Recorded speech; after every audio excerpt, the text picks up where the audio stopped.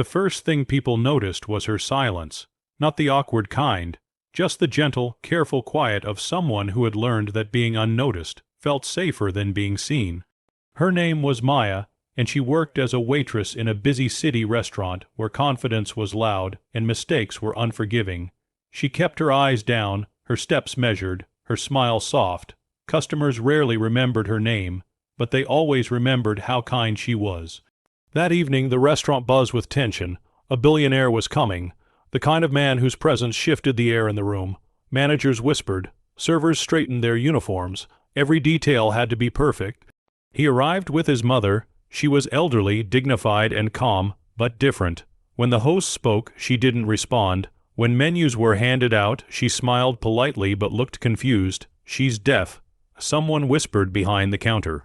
Be careful. Maya's hands froze. She hadn't used sign language in years, not since her father passed away. He had lost his hearing when Maya was a child, and learning sign language had been their private world, their way of laughing, arguing, loving.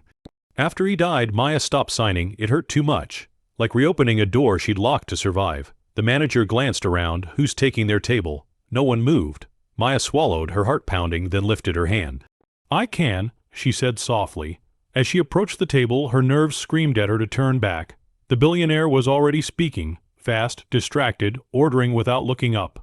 His mother sat quietly beside him, hands folded, eyes gentle but distant.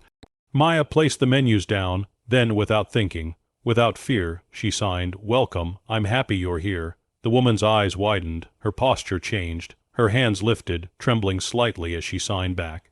You speak my language. Gasps rippled through the nearby tables. The billionaire stopped mid-sentence. What? He asked, turning toward his mother. She smiled, for real this time, and signed quickly, emotionally.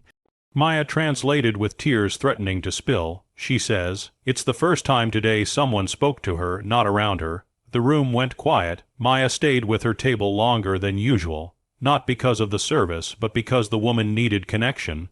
They talked about favorite foods, about loneliness, about how exhausting it feels to sit in silence while the world rushes past you. At one point, the woman reached out and held Maya's hands.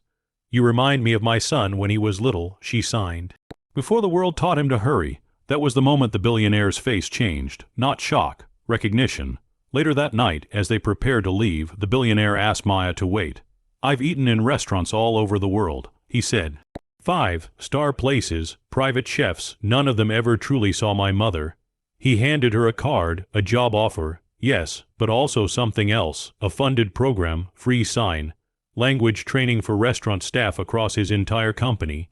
So no one else ever feels invisible at a dinner table, he said.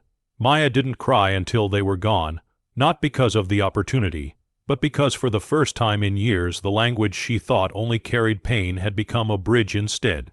She went home that night lighter than she'd arrived, because sometimes the quietest kindness speaks the loudest.